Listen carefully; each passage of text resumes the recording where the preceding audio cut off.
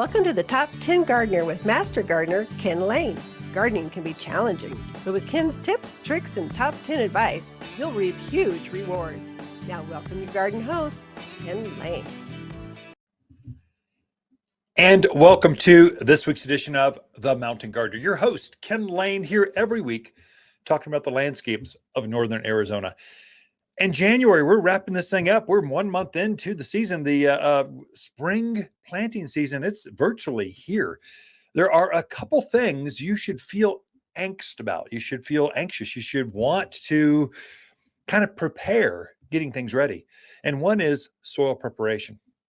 The other is pruning. I mean, you need to get these things are kind of in the way. So during nice days, there's time.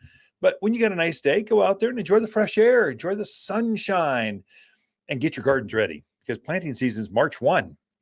You start with potatoes and garlics and onions. Some of you at the lower elevations, you're at the end of February. We're basically a month out before we start. We're already starting to get like the 2024, their seed are here, freshly tested. They're 90% plus germination rate, very good quality seed. They're just here.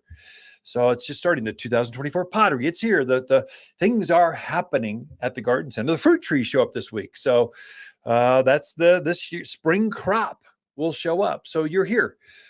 One thing that I've kind of completed this week, soil preparation. You really do want to get your soil ready ahead of time. You want to load it up with organics and manures. And I'll share what I've done in my gardens. You know, my name's Ken. We're just friends over the airwaves, and we're talking gardening. This is working in my backyard. I think it'll work in yours as well. So a couple things. We'll show you how to do that. But you want to get your soils ready because you're going to load them up with lots of organic material. Sometimes that makes your gardens, the soil hot, or it has too much nitrogen. It can burn brand new seedlings. And so you want to have it settle, kind of let it just even out for a few weeks before you go plant. That's why you want to start, March 1, I want to back up about a month and start my soil prep there. I want to start my seedlings before the March 1. So if you're going to plant broccoli, cauliflower, spinach, lettuce, all those early spring vegetables, you want to start those several weeks before you're putting them out in the garden. I know the frost dates. Yeah, but Ken, all my neighbors say don't plant before Mother's Day. Well, those aren't gardeners. Those are yardners, what I call them. They're backyard folks that are out there only when the weather is perfect. They're not trying to get more beauty for an extra 6 months out of the year with early spring plantings. They aren't trying to increase their harvest because they're doing early spring and summer and a fall planting. That's gardeners take care of all of the seasons. Yardeners, I know it's a play on words. I know I just made that up, just came to mind and just kind of threw it out there, but they're not real gardeners. Those folks only plant summer. They're just tomato gardeners. That's Mother's Day. We start planting the summer things, but between March and then, that's 2 months ahead. We're planting all the early spring. The first crop of pansies just showed up. And so they are starting to kind of be here. Hold on just a second. I've got this. What is going on with my cancel? Remember, folks, if you're on the airwaves, you should turn your phone off. Oh my gosh. I apologize for those watching this via video on YouTube or Apple or Spotify. Sorry about that. So off. There we go. I thought I'd done that, but my watch went off. Anymore, we're like cyborgs. We've got multiple devices plugged into us. We've got earbuds, phones, and watches all connected, telling us you've got a phone call and it's spam. You want to answer it? No. Anyway, back at it. Sorry about that. So soil, what I've done is I've got a lot of raised beds. That's mainly where I do most of my flower and vegetable gardening. So I do a lot of containers. So that's a little bit different. I don't know if time to touch on that. I'll see if I can, but your raised beds are just out there in the yard. You really want a 2 to 3 inch layer of fresh, new organic matter topped over the entire garden bed. And you want to turn that into the garden soil 1 shovel's depth, or about 1 rototiller, however you're turning your soil to that depth. So you want to work that into there.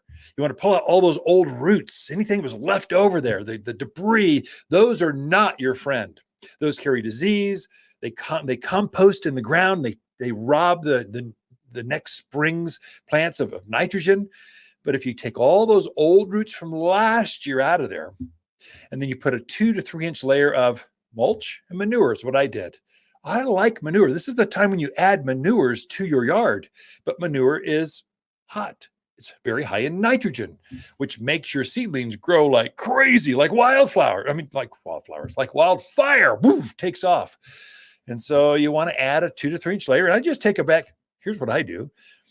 Whatever open bag is at the garden center, I just take some of those because I've already paid for them and they're mine. I just kind of, instead of putting a piece of tape on them and try to sell them to you, I just take them home and I use them.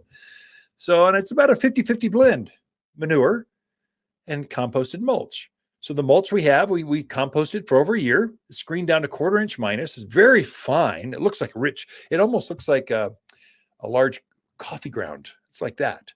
The manure we have is composted an extra 6 months just so we can deodorize it. I find it offensive to sell customer gardeners stinky, gross things. I put it in the back of your Lexus. It's just rude. I'm not going to do that. So we take the extra time to deodorize it. So it's not, in fact, you can't even tell it's manure. It looks like compost, but it's richer. And so you want to do a 50-50 blend over that raised bed, over that garden plot, and then turn that into 1 shovel's depth. Now, there's a couple things I add to that. I'm a kind of a lazy gardener. I want to add as much as I can. And if I'm going to take a shovel and turn things down, I'm going to power up the rototiller. I want to till it all at once. I don't want to do it 2 or 3 times, just once and done. I'm out. So I put that layer of organic matter, mulch and manure. I'll add my fertilizer for spring. So I make a fruit and vegetable food. It's an organic food, but I like that one, either for flowers or vegetables, either one. It's made for vegetables, fruiting and vegetable crops, because it's loaded up with calcium. Calcium is what helps you get a bigger, more flavorful fruit or vegetables. If you want bigger blackberries, fruit and vegetable food. If you want bigger tomatoes, cucumbers, sweeter peppers, fruit, vegetable food. Because of the calcium. The calcium is what helps it also eliminates blossom end rot. There's a lot of benefits with calcium, but it's a 6-4-4-7 formula. The 7 is 7% calcium. I add the recommended amount of that. I add some gypsum at the same time because I like to grow tomatoes. Many times your blossom end rot, that black spot that forms, that's a calcium deficiency. And it just it's from your soil. If you know that's where it's coming from, load it up. So I add the fruit and vegetable food, gypsum, and sulfur. Those 3 things. Sulfur. The reason I'm adding sulfur, this is unique. This Midwest folks, tune in. You're used to adding hydrated lime to your soil. You're always trying to raise the pH of your soil. We never do that here. Our water is so alkaline. If you were to add more lime to your soil while you're turning this in, you would just sterilize the soil. It would be you take your pH and put it off the charts. And so your backyard, wherever you're tuned in, I'm tuned in from Sedona, I'm different. You're not. I'm from Camp Verde, I'm different. You're not. I'm from Mayer, Dewey, Humboldt, Prescott Valley. You are the same as the rest of us. Oh yeah, but Skull Valley and Baghdad, we're different. No, Paulden, Skull Valley, we're all the same. Chino, you're the same. We have very alkaline water and terrible soil. So you got to help plants with this. So you got to change the texture by adding some organic matter, and you need to change the chemistry by lowering the pH. Sulfur lowers that pH. If you put your mulch, your manure, your food, fruit and vegetable food, I like that one specifically made for here. It's pelletized. It just works right in. Sulfur, gypsum, you are going to have a magical, unbelievable harvest. Just so many tomatoes, you're going to bring them into the garden center to garden class and just give them away because you can't deal with all. There's so many off of 3 plants. You got to be kidding me. It's going to be that kind of, so many cucumbers. So many folks complain about their cucumbers and eggplants. They just don't form well. Well, that's the reason. The nutrients are not quite heavy enough. Turn that in 1 shovel's depth. Let it set for a few weeks. Pray for snow and rain. Kind of have that soil kind of settle and percolate. you're going to be ready to plant potatoes, garlic, onions, cauliflower, lettuce, broccoli, starting in March. Anyway, we got a lot in store for you. Lisa Lain coming in right after this. Let's talk poop. Hey, I'm Tommy at Waters Garden Center. Ken and Lisa are out right now, so I snuck in to remind you that it's time to add some manure to your garden. It's been a wet winter, and your soil is, well, pooped. Waters Barnyard Manure adds nutrients to get your garden growing. It's organic and odorless, so we really can say our poop don't stink. Buy 6 bags or more. Now that's a load of crap. Tommy, what's going on? Oh, poop, gotta go. Natural, safe, odorless, and organic at Waters Garden Center. You're listening to Garden Master Ken Lane, owner of Waters Garden Center in Prescott. Join his daily podcast for timely garden advice seasonally right for the gardens. Ken can be found throughout the week at Waters Garden Center in Prescott or through his website at top10gardener.com. You're listening to Garden Master Ken Lane and the Top 10 Gardener podcast. Welcome to the Top 10 Garden Show.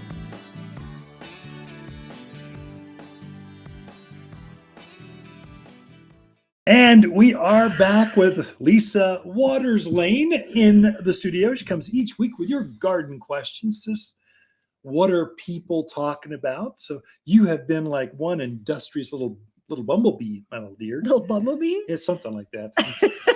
It came out of my head. Yeah. So you've hired lots of people. You've been interviewing like crazy. You've got roses in. You got teams of people cleaning, sweeping, setting Spring tables is up. Coming. It's coming. It's Spring not is here, coming. but we're getting ready, huh? We're getting ready. I can Yeah. feel it. There's like the excitement out there. People are definitely ready to be outside this year. I was telling folks that the classes are Yeah. large, so Yeah. it's there's some energy there, and I think part of it is we've just been pent up way too long. Definitely. You can only bake cookies so long, and finally you just put on 10 pounds. You need to get outside and do something. Yeah. That's kind of where I'm at. I've baked enough cookies to last a lifetime. So, what kind of garden questions do you think we have that Sure. would be interesting? Bet. So Catherine's out in Chino. All right. She wants to know, is it too early to be planting fruit trees yet? And then it's a 2-part question. So Here pay we go, attention. Catherine. Oh, only one and done. Second part, well, actually, maybe it's a 3-part. Are all peaches self-pollinating? So Easy. peach trees. Okay. And then second one, which is third, which is the best cherries for this area? Okay. So that's one, Catherine. You should take the 10-mile drive and visit us here at the garden center. It's worthwhile. It is. But real quickly, we can go over in 90 seconds or whatever over the airwaves. Yes, you can plant fruit trees right now. It is a very good time. So grab them while you can. Mhm. We even just got some apricots in. We did. We could not find apricots to save us last year. There were none. So we plugged more and we've got them in. They're fully rooted and they look really good. They do. So they look nice. they're going to fruit, Mhm. and they're a fruiting age, so they'll produce well for you. Going back to, can you plant? Yes. Peaches, pitted fruits generally are self-pollinated or self-fruitful. Once it only takes one. It's got the male and female flower in the same tree. So peaches, all the peaches are self-pollinating. All of the apricots self-pollinating. Many of the plums are. Cherries 50-50. So it just depends. They all do better if you can get different varieties. Put a Glenhaven and a Red Baron or an Alberta and a Ranger. You can put 2 varieties out there. You'll do better, and the fruits will be bigger, but it will produce by itself. Mhm. And the other one was cherries. Best cherries. Cherries are going to be, generally takes 2 cherries to have good cherry crops. Now, there are some varieties like your Lapins. I think the sour cherries, all the pie Stella. cherries. Stella's a sweet cherry that will produce up by itself.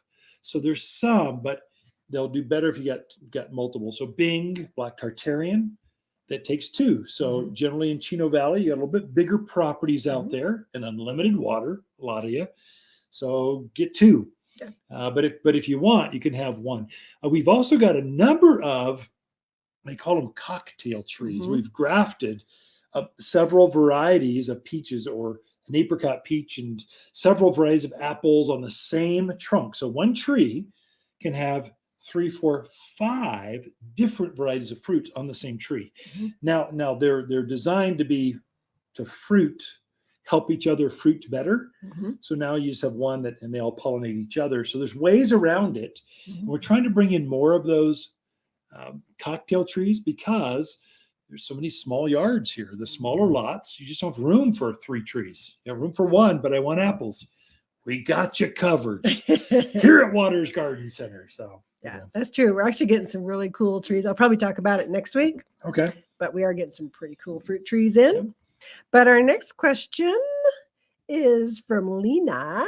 Wants to know, she's new to the area, wants to know when is the best time to be putting in those cool season veggies, your lettuce, kale, yeah. Swiss chard.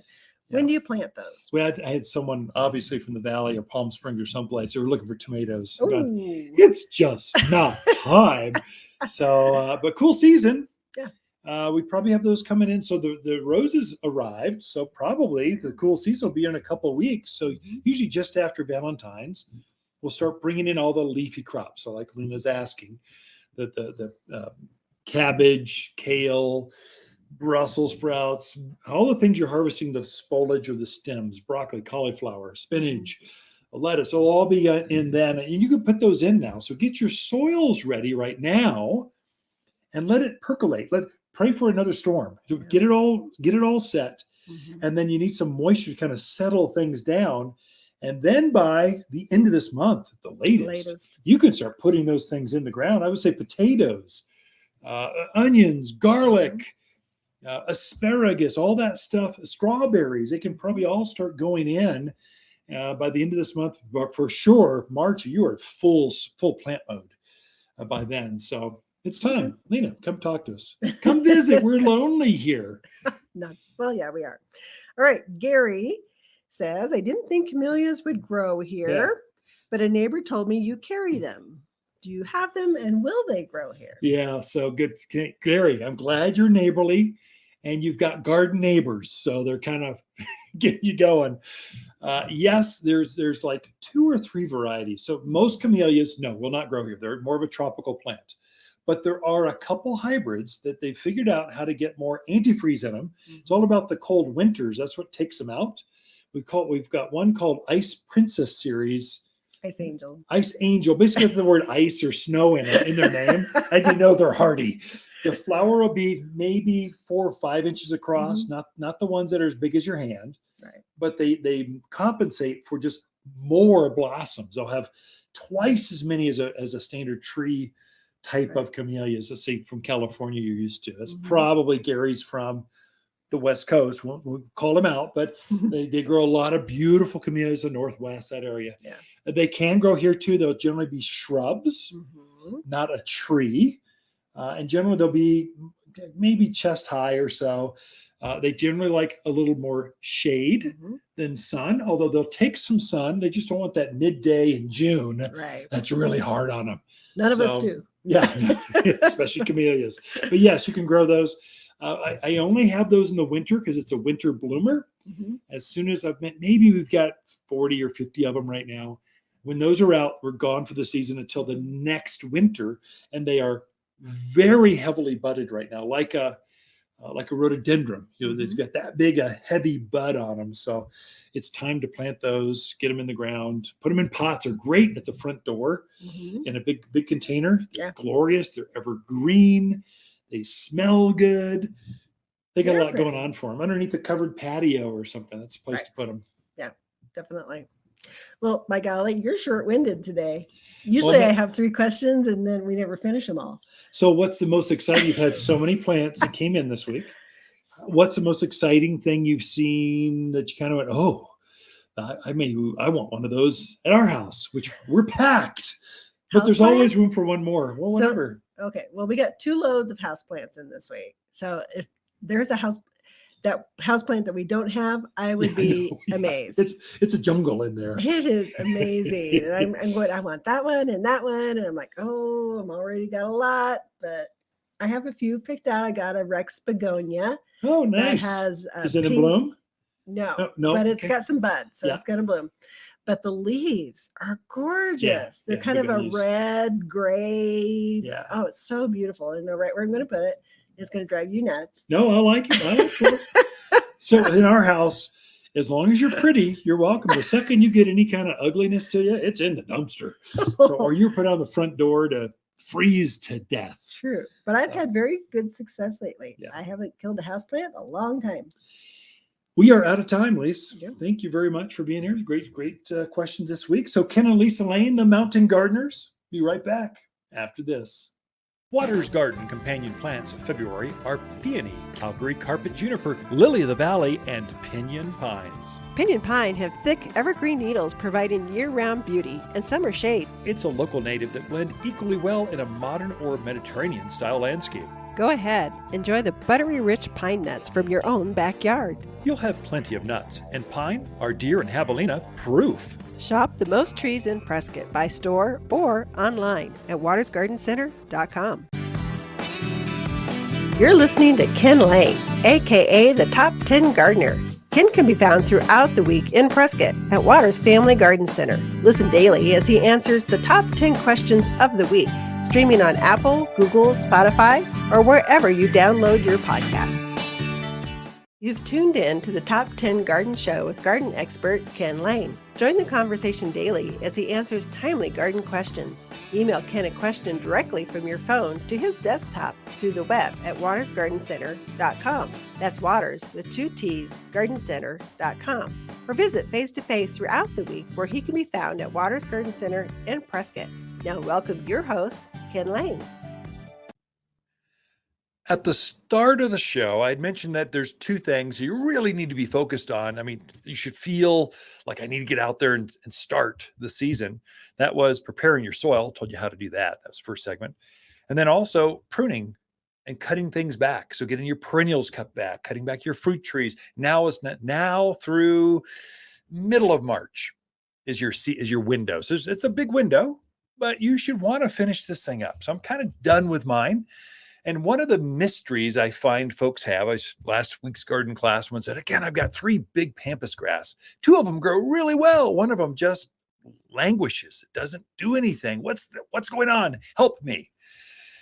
And so with all of your ornamental grasses, this is pampas grass, fescues, miscanthus, deer grass, zebra grass, all your pretty decorative, sedges, grasses, that kind of stuff, not yuccas, not agaves, not bear grass, which really isn't a grass. It's something different. It's a native evergreen kind of thing that grows out there in the valley areas. We're talking about your regular ornamental grass. Pampas is the most famous. That's that big grass, gets head high, has these great big plumes on top of it, covered. Right now it starts to look a little rough just because it's rain and snow, kind of beats them up. The plumes have kind of limped over. They aren't as fluffy as they were because they're being beat up. You need to cut those back to about knee high. All other grasses, you're cutting back to about ankle high. So you really cut back on them. If you don't do that, what will happen is that the green that's there now will start to brown as the shorter days, the cold, it just beats them up. If you don't cut them back, you'll get this brown with this green on your grasses. And so other grasses, like let's say miscanthus, or I've got grama grass. I just cut my grama, native ornamental grass, grows about just shy of knee high. Beautiful, beautiful plumes on it or flowers to it. It's beautiful and native. I hardly care for it, but I cut it back. I fertilize it every winter. Now is the time. And so I'm cutting those things back. Grasses are very fast growers. They're going to elongate and be just as big so that you cut back this pampas grass by 4, 5, 6 feet. It's going to grow that much again this coming season. I mean, really quickly, starting in March, grasses start to grow. In fact, some of them I started to see some green shoots coming up. And so they're waiting to take off. Now to grow that much and then to plume with this beautiful grass, miscanthus. It's got this beautiful pink hue to it. It's just stunning late summer and autumn. And so it takes a lot of energy to do that, which means food. Grasses need more food than other plants in the gardens if you want beautiful ones. Do they need it? Do they have to have it? No, but they'll be weak and limp and they'll die out in the middle. They just won't plume as well. But if you feed them, if you cut them back and feed them, they are just like rock stars. They are beautiful in the garden. They are the showpiece because they're gathering up wind. They float around in the wind, kind of the slightest of breeze. They just add drama. Butterflies love them. Birds like to take the seed heads and use them as a food source or nesting. So there's a lot of benefits. And we are in this higher elevation of Arizona. We're in grass country. I mean, we grow grasses without all the issues that a lot of other parts of the country have. So whack on those things. Don't be afraid. You almost can't make a mistake with ornamental grasses. So just whack on them. With pampas grass, you'll see these curlicues about, 18, 24 inches off the ground. You cut it back to there. Just whack it off. Throw the rest of it away. Add it to the burn pile. Compost them. Just chuck them in the dumpster. Either way, just clear them out of there. And then fertilize it. Now, for this, if one is not performing as well as maybe others, there's a reason for that. It's going to be soil related. You just don't, there's a rock shelf, there's caliche layers, something's going on. Yeah, but Ken, they were all planted the same. They're all exactly the same. They should all grow exactly the same. There's nothing exact about your soil in the mountains of Arizona. Every single hole, one that's just a few feet away, is different. How the soil drains through it, how much organics, what roots are competing for the resources under the ground. Plants are trying to get the most, protect their root zone so they can grow. And you just don't know. I've seen so many holes. You're digging out this huge chunk of this boulder out of this hole, and that makes a difference. So something's going on that you don't see. That's why that one is languishing. It's not, or maybe you got some grubs or something.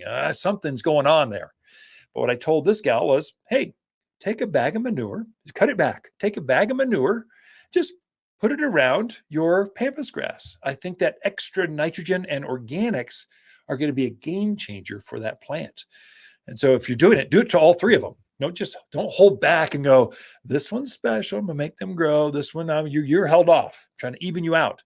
Just treat them all as special children. You're trying to grow out in the backyard. And you want the most out of them. Here's what made these others happy. I want you to be happy too. Everyone gets some. And then fertilize it. I would say grasses would benefit most from 744 all-purpose plant food. The reason I say that, it's got bird guano and cottonseed meal in it. Those two ingredients, grasses love bird poop. I mean, they just love it. They feed off it. They grow faster. And the cottonseed meal is what grows huge plumes. You get better, showier grasses. So fertilize it, manure it, cut them back, and you'll be set the stage for just stunning, the most beautiful grasses on the street in your neighborhood. More in store. Be right back after this. Introducing a captivating addition to any garden landscape. With its delicate blooms contrasting against deep green foliage, this resilient perennial brings a touch of elegance to even the coldest winter days. Ice and Roses thrives in challenging conditions, from frosty winters to scorching summers, making it a reliable and low-maintenance choice for both novice and seasoned gardeners alike. Its compact size and bushy habit make it ideal for borders, containers, or as a focal point in mixed beds. Whether adorning a quaint cottage garden or a modern urban landscape, Ice and Roses Lenten Rose is sure to enchant with its enduring beauty and enduring charm, making it a must-have for every garden enthusiast. Better together companion plants for February. Peony, Calgary carpet juniper, Lily of the Valley, Pinyon pine.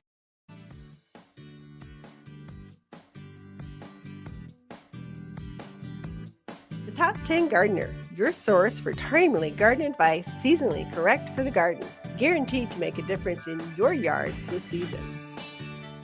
You've tuned in to the Top 10 Gardener with garden expert Ken Lane. Join him daily as he answers timely garden questions that are sure to make a difference in your gardens. Now welcome your host, Ken Lane. And we are back with Ken and Lisa Lain, the Mountain Gardeners. Here every week, and we talk about, whatever Lisa wants to talk about in this segment. And so you are just the most chit-chatty person that I know. I am?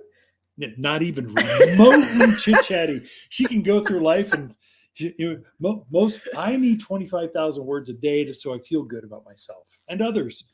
You only need it per week. I'm a woman of few words. You sure are. But I'm glad you're here sharing with us. So I'll try not to use my 25,000 words. I'll just, you should give a word out to folks. Yeah. We are expecting a grandson in about 10 couple days. of weeks. His Yeah. official date is February 15th, Okay.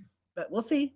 We'll see. But Kate, yeah. our oldest, for those of you that know our family, Caitlin's our oldest. She lives in Austin, Texas right now, but she's going to deliver here in a couple of weeks. We're very excited. I'm excited because I want to go see a new grandbaby. I do too. That's Me too. fun for me. So yeah, she's doing very well. I'm excited for her. But yeah, speaking of February 15th, day after Valentine's. So Valentine's Day is a coming, folks. Do you have your special person their Valentine gift yet? So a gardener, I gather? Actually, I do. I'm all set. I've been Are set you? for a month. Yeah. Oh dear. Yeah. I'm all set. Okay. Well, I'm not, but You'll will be get so there. surprised. Can't wait. So Valentine's is a coming. And so most people think, oh, well, chocolates, Right? roses, flowers. But if you have a gardener in your life, I have a few suggestions for you. Why A fix? couple of house plants, things that we got in. Now, those of you not watching the vlog won't be able to see this. Describe it in so many words. So the first plant I have is an anthurium, which is actually the state flower for Hawaii. I did not know that. It is. So if you want a nice, really pretty red bloomed flower, the anthurium is terrific. The bloom is actually very heart-shaped. Yeah. And they last forever. They bloom like So months. you can get cut flowers that will, by the end of the week, they're gone. But you get them a blooming plant and you got color for a long, long time. So anthurium is probably one of my favorite. I love the big green leaves that contrast with that bright red foliage, or bright red flower. It's beautiful. So it's got a heart-shaped flower, just a little bit shy. It's the size of a child's hand, so it's not quite as big as yours, but close. The leaves are nice waxy leaf, and the stamen on it's a bright yellow compared to the bright, like blood red. It's not even blood red. It's brighter red than that flower.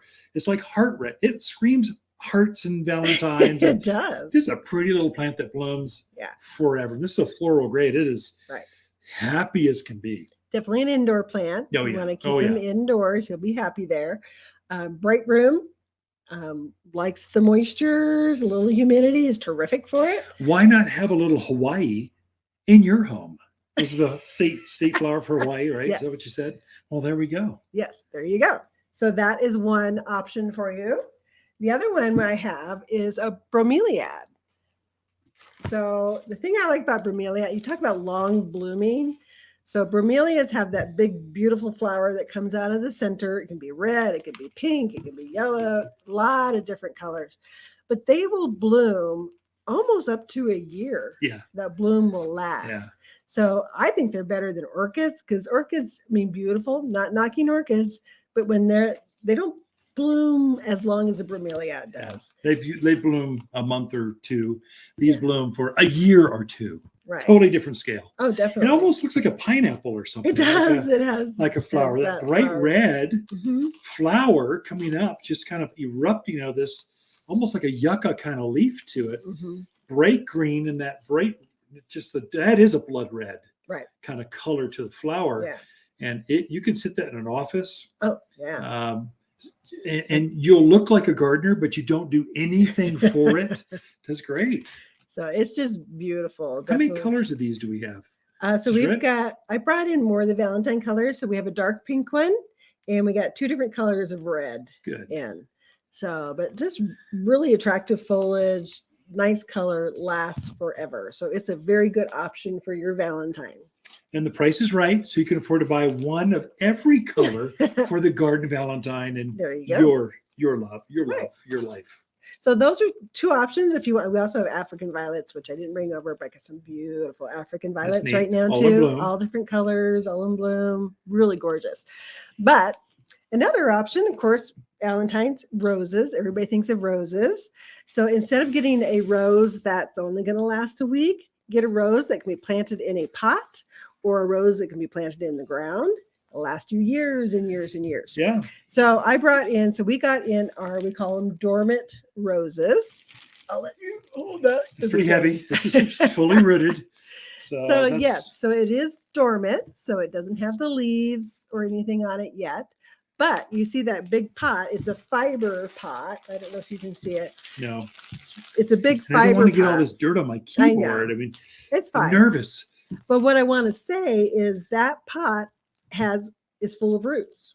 So it's not root bound, but it's got a nice root structure to it. So when you put it in the ground, it's not going to curl up and die. Yeah. And go, oh my gosh, it's cold, it's wet. It's going to have a nice heavy root structure to it. So it's going to leaf out in the spring. You're going to get beautiful blooms on it this year. If you look at the canes, and I think that's the one thing you got to realize, there are grades in dormant roses. Yeah. Definitely different grades. The canes on this one are as big as my index finger. I mean, they are big and hefty. And they're going to really produce some nice so they've got roses. They've got A grade, B grade, C grade, and they even have a below grade that. Mm-hmm. We only carry A grade. So it's bigger, more balanced, 3 to 5 balanced canes. They actually go through a conveyor belt and they actually grade them out. And then the size of the canes. So they got wimpy canes and substantial canes. And what you want for $5 extra, you can have a really good grade of rose, or you can pinch a couple pennies and you'll struggle for 3 years before it finally catches up and blooms like a grade A rose would grow. So the quality does matter, and you don't necessarily see it unless you put them side by side, or you're a gardener and you've put a few of these in the ground. You just know, dang it, that didn't work out the way I wanted, or oh my gosh, I am a gardener. That's quality or skipping on things. So I was at one of the box stores. Don't say which one, but it's blue or orange. But they had a whole display of bare root roses. Yeah. Well, they were already leafed out. So what happens when you take this poor tender little bare root rose and you put it outside in the cold now? Yep. It's not going to be happy, people. Yeah. So you spend a little bit more, but you are getting a quality rose that you can put out there and enjoy this summer. So we got all different colors in, but a couple I want to mention that are usually a little harder to find that people always look for. So the Joseph's Coat Climbing Rose. So we got quite a few of those, and that one it's just hard to find. But it's very popular. It's got the orange and yellows and pinks. It's a multicolored rose, just spectacular. We also got quite a few of the Double Delight, which is another really popular rose. It's a white with a pink edge to it, but the fragrance on that one will knock your socks off. It is absolutely beautiful. We got Sugar Moon, which is probably my favorite rose, which I don't know why I don't have one planted at the house yet. I don't know. You know what? I've got one that's kind of overgrown. I'm kind of getting tired of it. I wouldn't mind a Sugar Moon in the back. Okay. In a pot. All right. Just checking. You bring it home, I'll find a way to. So Sugar Moon has a big white flower on it. And it's another one that just smells amazing. You get anywhere near it and you're like, what is that smell? It's even better than a gardenia or jasmine or something. Yeah. It's got quite the smell. Definitely. So what other ones do we have? We're out of time. I think you're out of time. They just got to come in and take a look. If you're thinking of roses, now's the time. We have a nice selection. This is what we'll have until the end of April. And then we'll get one more little load, and then we'll have another 1,000 roses show up in April. They'll all be in bloom. So, but now's the exotic colors, the different ones you just can't get then. You get them now. Ken and Lisa Lain, the Mountain Gardeners. We'll be right back after this. Water's garden companions of February are peony, Calgary carpet juniper, pinyon pines, and lily of the valley. Lily of the valley is a gorgeous shrub that loves growing in the summer shade. This bold evergreen delights with dramatic, fiery growth in spring. Fragrant wedding cake layers of white flowers hover on graceful arching stems. Each dainty flower is utterly detestable to deer and javelina. Shop the most perennial shrubs in Prescott by store or online at watersgardencenter.com. You're listening to garden expert Ken Lane, owner of Waters Garden Center in Prescott. Look for more tips, tricks, and garden shortcuts through Ken's website. Additional shows of this podcast, read his weekly garden column, or follow him on Facebook, Instagram at watersgardencenter.com. That's Waters with 2 T's, gardencenter.com. Welcome to the Top 10 Garden Show with Ken Lane. Listen to Ken's tips, tricks, and garden shortcuts guaranteed to make your gardens more beautiful than ever this year. Now welcome your host, Ken Lane. This weekend's garden class is on how to grow wildflowers. And the reason that we have a class every Saturday at 9:30, we have a class. The topics change. This weekend, it's how to grow wildflowers and why January is the best month to start wildflowers, or I'd say by the end of February. If you can get it in before Valentine's, perfect. And here's the reason why. It seems counterintuitive unless you're a gardener, but seed, this is a blended seed. So you get wildflower mixes or blends. So there's 10, 20 or more varieties of seed in each of our mixes. We custom make our mixes. So there's a butterfly, there's a deer and rabbit resistive, there's a Arizona, there's a native mix. And so there's only a poppy mix, just California poppies, only with more than just orange. It's got reds and yellows and pinks and whites. It's really pretty. The reason that you're putting them in January, these are wild seed. And so some of them are so light and fluffy, they float away. Some are so hard and crusty, they just have this shell that you just can't get through. And so these types of seed that are truly wild, they're truly native perennial types of seed. That is, they're going to come back and grow bigger and better every year. Many of these need to go through this freeze thaw cycle. They need to be frozen at night and then warm up during the day. And that scarifies or cracks open or breaks open some of these seed that are just so hard. They're designed to be there for years if they need to, until the environment is just right. And so you're not going to wait till the environment's just right. You're going to force it because you're a gardener. I want wildflowers now. And so you get the soil ready. It's pretty easy. I'll tell you how. And then you put your seed down. You put some light mulch, some organic stuff to keep them protected from basically the birds. And that's how you do it. And you're doing that the sooner the better. So the more they're exposed to this freeze and thaw, the better the harvest, the better the germination rate is going to be in your gardens. And so a few seed go a long way. So wildflower seeds are not like grass. So lawn type of grasses, you're putting very heavy, like 8 pounds per 100 square feet. It's some ridiculous thing. Wildflowers are ounces to the 100 feet. So it's like, they just go a long ways. And so one flower is going to come up and just take over. And they'll come up in waves. So they'll start growing at the end of February, March. They'll just come up in ever growing waves as each variety of seeds start to germinate and come up. So they come up not all at once, but at different rates. And they're kind of sensitive. Some are light sensitive.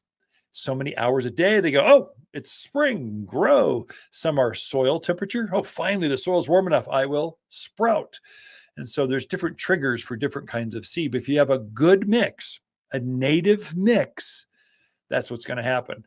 Here, let me put a caveat to that. Here's the negative. Here's what to watch out for. And again, my name's Ken. We're just friends.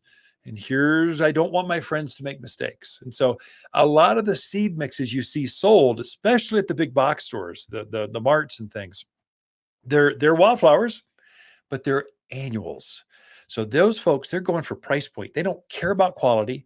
They don't care about next year. They only care about getting you to buy, pay $10 for this. And you ask, we sold another one. Yeah.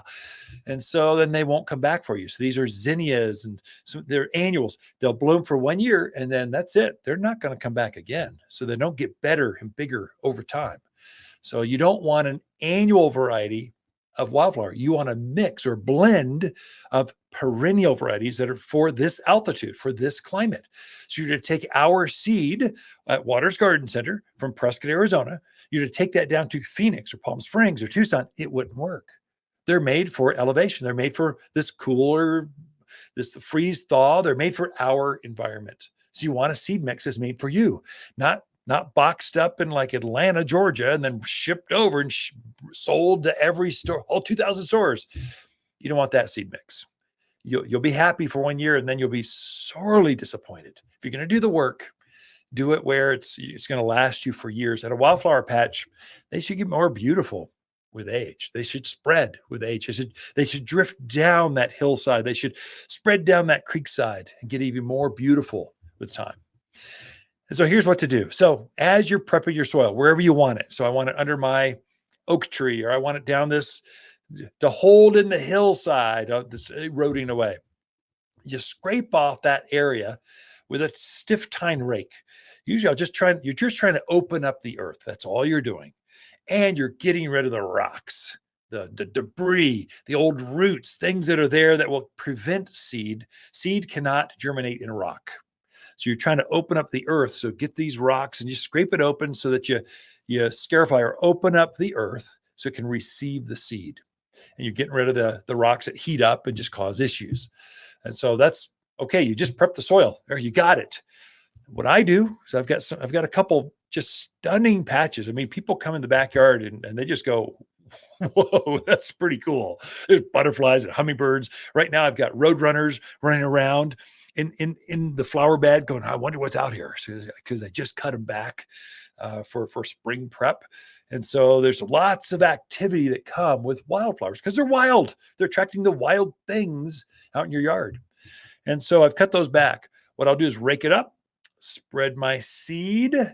I actually do a couple things. I will add some humic, Humic, humic, or it's a soil conditioner.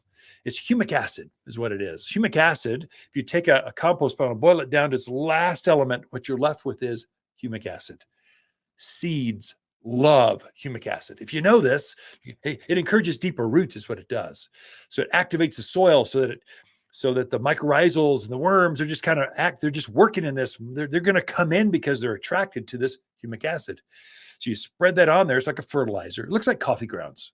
So you spread it out there and it's going to help those seeds as they germinate to have deeper tap roots, which means you have a longer bloom, larger blooms, more blooms as the season progresses, especially for these summer things. So gaillardias, echinaceas, coreopsis, these summer blooming flowers, they're going to be blooming in the heat. Well, you want them to have as deep a roots as you can. You get better flowers.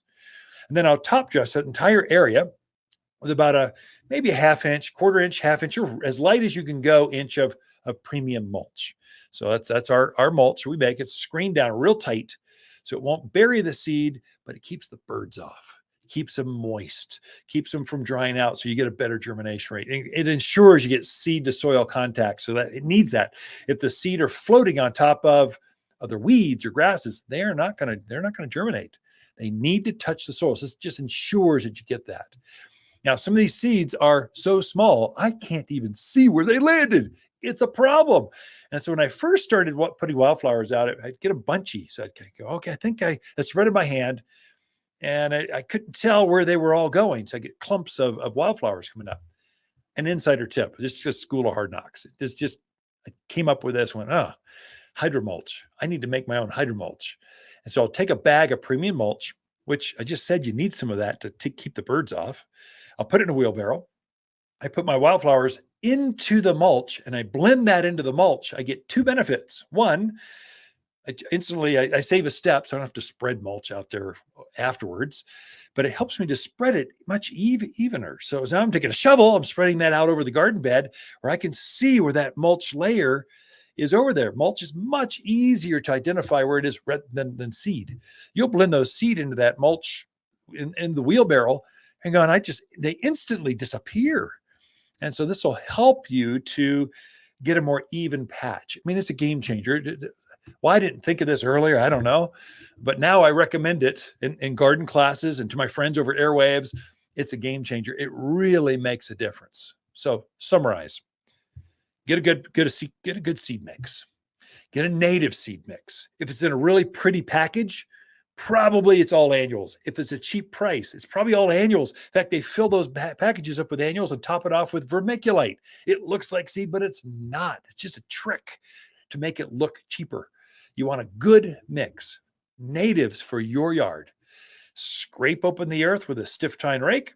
Spread your seed out. Spread some humic over that. And keep it watered, a couple times a month. I don't know. That doesn't take much. Keep it moist, and that's good enough. And you're going to have a spectacular wildflower patch this year, even better next year. Got more in store for you, but be right back after this. Introducing a captivating addition to any garden landscape. With its delicate blooms contrasting against deep green foliage, this resilient perennial brings a touch of elegance to even the coldest winter days.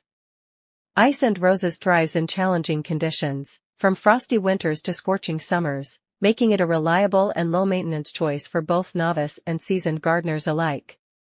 Its compact size and bushy habit make it ideal for borders, containers, or as a focal point in mixed beds. Whether adorning a quaint cottage garden or a modern urban landscape, Ice and Rose's Lantern Rose is sure to enchant with its enduring beauty and enduring charm, making it a must-have for every garden enthusiast. Better together companion plants for February: Peony, Calgary Carpet Juniper, Lily of the Valley, Pinyon Pine.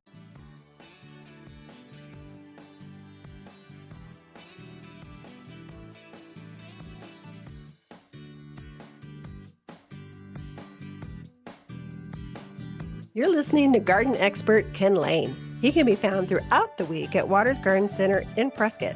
Thanks for tuning in to the Top 10 Garden Show. Welcome to the Top 10 Garden Show with Ken Lane. Listen to Ken's tips, tricks, and garden shortcuts guaranteed to make your gardens more beautiful than ever this year. Now welcome your host, Ken Lane. So we've had some large gatherings of students at the weekly garden classes. So we've had a couple so far. They start in January. And so now we get into the full swing. So February, all through spring, we host a garden class every Saturday at 9:30 here at the garden center. So it's in the back greenhouse. It's been difficult to keep it warm because snow on the greenhouse doesn't allow sun to come in, so greenhouses don't warm up. So it's a little chilly, no matter how much you crank on the heaters, but it's starting to melt off and it feels warmer already. You can tell the plants. I mean, today is glorious. Oh my gosh, this weekend finally is starting to feel good. And so this weekend, it's soil preparation. How do you get your soils ready? How do you get them going so that you can start planting? And you should be actively working your soils now. You should be looking to add manures, looking to add compost to those gardens, because it makes a difference on how the plants grow through the rest of the year.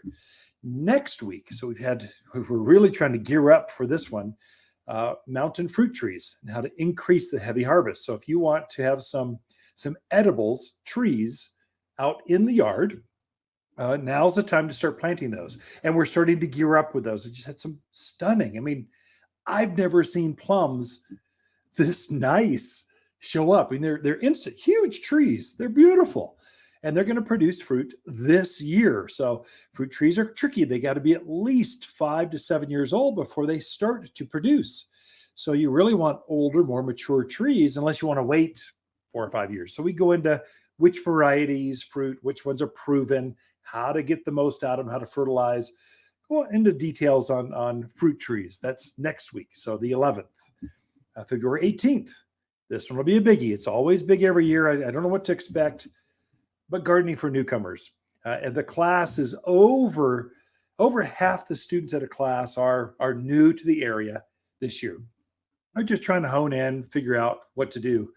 And so that should be a powerful one. There we go into zones, what our soils are like, how to prep things, how to garden, it's kind of a cursory catch-all for everything, gardening for newcomers, but it'll be busy. You'll get a lot out of it.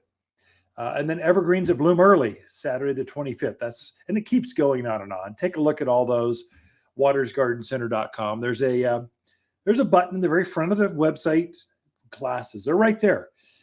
So come in, bring your own chair if you're worried about the place to sit, because it has been full. I've got just over 50 chairs, but it seems to be trending more than that. So we'll see what happens. It's kind of exciting. People are wanting to garden. We're seeing this edible thing coming around. So you can now grow your own. It's cheaper to grow your own than buy them from the grocery store. You got to be, wow, how much things cost.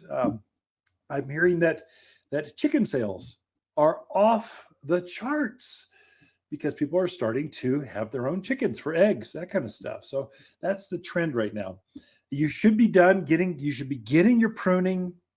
You should start fertilizing everything. You can start planting as soon as that ground thaws. Roses are in. The fruit trees are in. We're starting to we've had 3 semi-loads of plants. Still, the place looks empty. But still, it's coming around. We're starting to fill up the garden center with plants. And as soon as you want to get out there and prune, these plants are dormant. They'll take some cold. Don't worry about, oh no, snow came. They don't mind that. Plants are asleep. They're actively starting to wake up. So you've seen the buds swell on your maple trees, your fruit trees, the buds on the lilacs are huge. So you're seeing things happen. It's kind of exciting. I can't wait till we get a week's worth of 60-degree weather, which that'll be a couple weeks out, but it's coming. Water's garden companion plants of February are Calgary carpet juniper, lily of the valley, pinyon pines, and peony. Your grandmother would fall in love with these larger peony with so many colors to choose from. There's nothing like the enormous flowers to add stunning pops of color. Endearing springtime blooms are more than fragrant with luscious double flowers. Shop the most perennial peonies in Prescott by store or online at watersgardencenter.com.